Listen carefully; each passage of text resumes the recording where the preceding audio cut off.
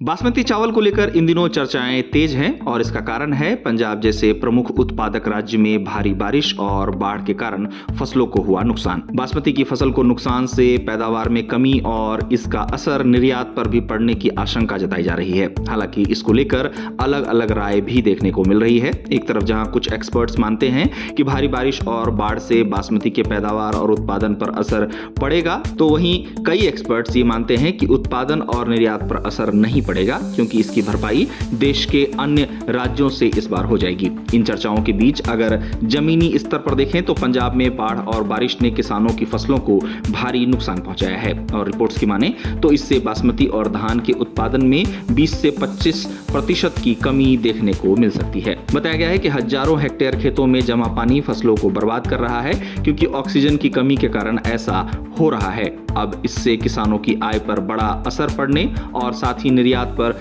असर पड़ने की संभावनाओं की चर्चा इन दिनों जोरों पर है। पंजाब में बासमती की फसल को हुए नुकसान को लेकर चल रही चर्चाओं के बीच कृषि विभाग ने कहा है कि इस बार पंजाब में 30.94 लाख हेक्टेयर में धान की बुआई देखने को मिली, जिसमें लगभग 25.19 लाख हेक्टेयर में एमएसपी वाली मोटे धान की किस्म और 5.75 लाख हेक्टेयर में बासमती की बुआई किसानों द्वारा की गई थी। अब बेमौसम बारिश और बाढ़ के चलते करीब 7 लाख हेक्टेयर खेत में जल जमाव से 2,02,094.701 हेक्टेयर खेती योग्य जमीन पर तैयार फसल पूरी तरह बर्बाद हो गई है। कृषि विशेषज्ञों ने पंजाब में भारी बारिश पर पैदावार को लेकर अपनी बात रखते हुए जानकारी दी है कि ऐसा होने से पैदावार प्रति एकड़ लगभग 20% कम हो सकती है और इतना ही नहीं, इससे गुणवत्ता और कटाई के समय भी प्रभावित हो सकने की संभावना है। विशेषज्ञों द्वारा पंजाब के उन क्षेत्रों में पैदावार अधिक प्रभावित होने की बात कही जा रही है जहां ज्यादा बारिश हुई है। गौरतलब है कि पंजाब में बाढ़ के कारण चावल सहित अन्य कई फसलों को नुकसान हुआ है,